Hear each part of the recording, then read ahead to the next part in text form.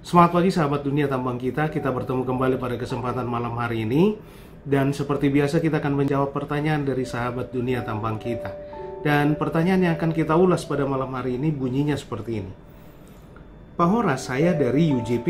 Kami berencana membangun gudang bahan peledak dan tangki bahan bakar cair di wilayah klien kami atau IUP. Apakah mungkin izin gudang dan tangki tersebut atas nama perusahaan kami karena dana untuk membangun dari UJP? Terima kasih Pak. Baik, sebelum kita diskusikan lebih dalam pertanyaan ini, jangan lupa dukung terus channel ini dengan subscribe, bunyikan belnya, like, share, dan juga komen.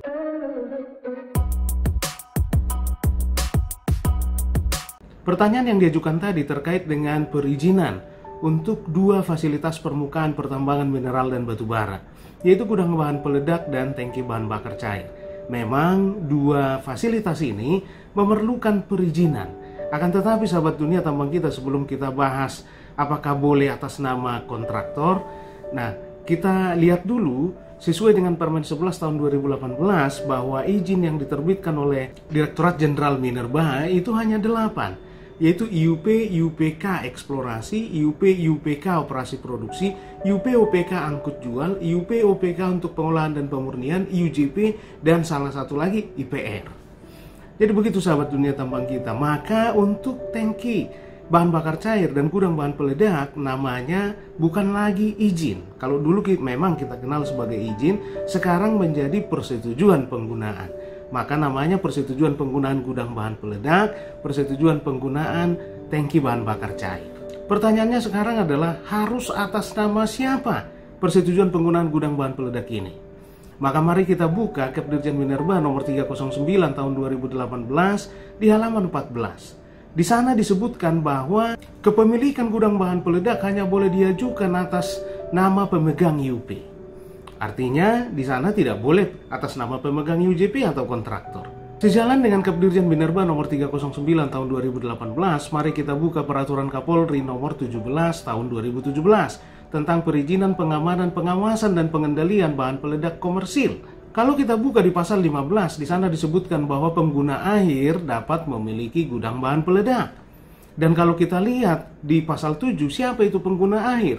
Khusus untuk pertambangan mineral dan batu bara, yang disebut pengguna akhir syaratnya yang pertama harus memiliki IUP, yang kedua memiliki KTT, yang ketiga memiliki juru ledak yang sudah punya KIM yang diterbitkan oleh Kepala Inspektur Tambang.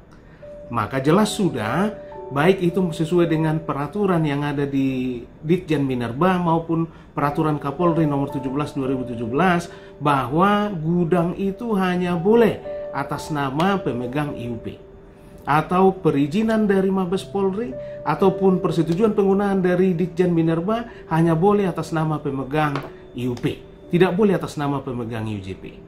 Untuk fasilitas yang kedua yaitu tangki bahan bakar cair, maka kita lihat di Kepdirjen Minerba 309 tahun 2018 di halaman 51, di sana disebutkan bahwa kepemilikan atas tangki bahan bakar cair hanya boleh diajukan atas nama perusahaan.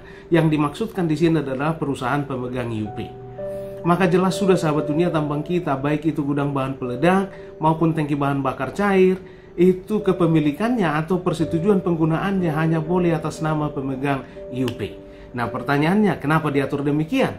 Kan tidak fair buat kontraktor, karena kontraktor yang mendanai pembangunan gudang bahan peledak dan tangki bahan bakar cair tadi.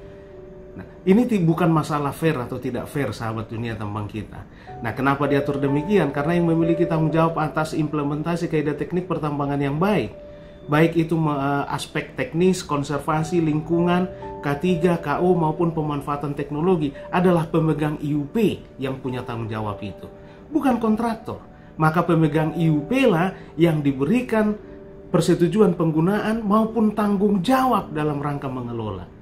Nah, soal fair atau tidak fair ini masalah bisnis. Maka silahkan diatur B2B antara perusahaan pemegang IUP dengan kontraktor.